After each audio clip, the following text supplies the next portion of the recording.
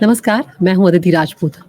BJP ने हरियाणा में सभी को चौंकाते हुए तीसरी बार सत्ता का रास्ता जो है वो तय किया है। और अगर हम इन फैक्टर्स की बात करें कि क्या वो फैक्टर्स रहे जो बीजेपी को जीत की हैट्रिक तक पहुंचाए, तो कई ऐसी बातें थी जो कि सहायक यहाँ पर साबित हुई हैं। और अगर हम सबसे बड़े एक फैक्टर्स की बात करें, तो जिन जिन राज्यों में बीजेपी के सिर पर जीत का सेहरा बंधा है, उसमें महिलाओं से जुड़ी जो वेलफेयर स्कीम्स है, उनकी एक बहुत बड़ी भूमिका यहाँ पर नजर आती है। हम जानते हैं कि बीजेपी और प्रधानमंत्री जो है वो जब भी बात करते हैं, उनके केंद्र में महिला वोटर जो है वो हमेशा रहते हैं। और उनसे जुड़ी जो वेलफेयर स्कीम्स हैं, जो जन कल्याणकारी योजनाएं हैं, वो महिलाओं से जुड़ी ज़रूर होती हैं, चाहे वो सत्ता में हो, चाहे वो चुनाव से पहले हम देखते हैं कि ऐलान करती हुई भी बीजेपी यहाँ पर नज़र आती है। तो यहाँ पर अगर हम बात करें कि जो भी सरकार की योजनाएं हैं, उनमें महिलाओं के खाते में जहाँ पर भी डायरेक्ट बेनिफिट ट्रांसफ़र जो है, उस तरह की जो स्कीम्स हैं, उन्होंने एक बहुत बड़ी भूमिका यहाँ पर अदा की है। और इसका लाभ सीधे-सीधे चुनाव में मिल रहा है, ये कहना बिल्कुल भी गलत नहीं होगा। उदाहरण के तौर पर अगर हम मध्य प्रदेश की बात करें, जहाँ पर बीजेपी को हाल ही में अप्रत्याशित जीत जो है वो विधानसभा चुनाव में हासिल हुई थी। वहाँ पर एक बहुत बड़ा फैक्टर था। हम जानते हैं कि चुनाव से पहले शिवराज सिंह चौहान जो कि मुख्यमंत्री थे उस वक़्त, उन्होंने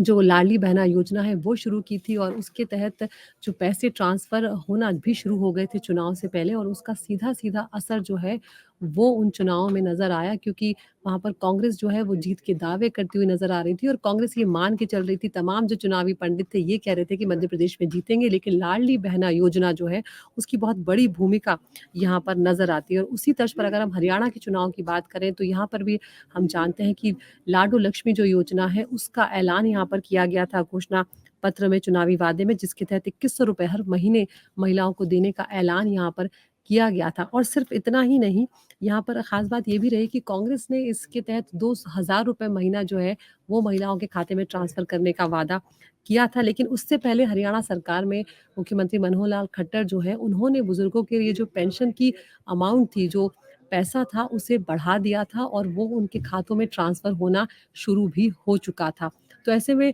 अगर हम ये कहें कि बीजेपी सिर्फ़ यहाँ पर जातीय समीकरण जो है वो ही बैठाती हुई नज़र आ रही थी, तो ऐसा बिल्कुल भी नहीं है। बीजेपी ने जन कल्याणकारी योजना जो है उनका सहारा लिया है, और रणनीतिक तरीके से ये सहारा लिया गया है। और इसका असर जो है वो साफ तौर पर देखा जा रहा है, क्योंकि जब ये पैसा सीधे खाते में पहुँच रहा है, चाहे वो बुज़ुर्ग हों, चाहे वो महिलाएँ हों, तो कहीं न कहीं उनकी ज़िंदगी जो है उस पर फ़र्क पड़ रहा है, उस पर असर आ रहा है। और इसीलिए वो बीजेपी पर भरोसा जताते हुए वोटर जो है वो नज़र आते हैं। और जब हम ये कहते हैं कि शहरी वोटर जो है वही नहीं, बीजेपी के साथ ग्रामीण वोटर भी नज़र आएँ, तो उसका कहीं न कहीं सीधा मतलब ये है कि ग्रामीण वोटरों तक भी बीजेपी की जो कल्याणकारी योजनाएँ हैं, जो डायरेक्ट बेनिफिट ट्रांसफ़र है, उनका फ़ायदा ग्रामीण वोटरों को हो रहा है। और इसीलिए ग्रामीण वोटर जो है वो बीजेपी से जुड़ता हुआ यहाँ पर नज़र आ रहा है। तो यहाँ पर हम ये भी देख रहे हैं कि जो आने वाले विधानसभा चुनाव हैं, उनका अगर हम यहाँ पर ज़िक्र करें, कि महाराष्ट्र की अगर हम यहाँ पर बात करें, तो शिंदे सरकार जो है वो लाडकी बहना योजना जो है उसकी शुरुआत कर चुकी है, हम ये बात जानते हैं। और हो सकता है कि आगे आने वाले दिनों में ये जो स्कीम है ये महाराष्ट्र में बीजेपी को और जो गठबंधन की सरकार है उससे फ़ायदा पहुँचाती हुई यहाँ पर नज़र आए। अगर हम झारखंड का यहाँ पर ज़िक्र करें, किन-किन राज्यों में किस तरह की जो स्कीम्स हैं वो चल रही हैं, वो भी हम यहाँ पर बता रहे हैं आपको। और किस तरह से बीजेपी इन योजनाओं का चुनाव में फ़ायदा उठाती हुई नज़र आ रही है, ये एक पूरी रणनीति जो है वो यहाँ पर साफ़ होती है। झारखंड में मैया सम्मान योजना जो है वो हेमंत सोरेन की सरकार चला रही है, और उसके तहत हम जानते हैं कि 21 से 50 साल की जो महिलाएँ हैं उनको 1000 रुपए प्रति माह जो महीना है वो दिया जा रहा है। लेकिन अब यहाँ पर इसके मुकाबले में बीजेपी ने क्या किया? बीजेपी ने यहाँ पर गोगो दीदी योजना जो है वो लाने का वादा किया है। और यहाँ पर बीजेपी ने इसमें हर महीने 2100 रुपए महिलाओं के खाते में डालने का वादा किया है, ऐलान किया है, जो एक बहुत बड़ा फैक्टर है। वो झारखंड के चुनाव चूँकि अब बहुत नज़दीक है, महाराष्ट्र के चुनाव बहुत नज़दीक हैं, तो वो यहाँ पर साबित होता हुआ नज़र आ रहा है। और जिस तरह के ये राज्य हैं, यहाँ पर ग्रामीण तबका भी बहुत बड़ी तादाद में है, जो गरीब तबका है, कमज़ोर तबका है, वो भी बहुत बड़ी तादाद में है। और जब डायरेक्ट बेनिफिट ट्रांसफ़र जो होता है, डीबीटी जो होता है, उसका फ़ायदा लोगों को पहुँचता है, तो वहाँ पर वो भरोसा जताते हुए उस पार्टी पर या सरकार पर नज़र आते हैं। ओडिशा का भी हम यहाँ पर ज़िक्र करना ज़रूर चाहेंगे, क्योंकि ओडिशा में हमने देखा कि सरकार ने यहाँ पर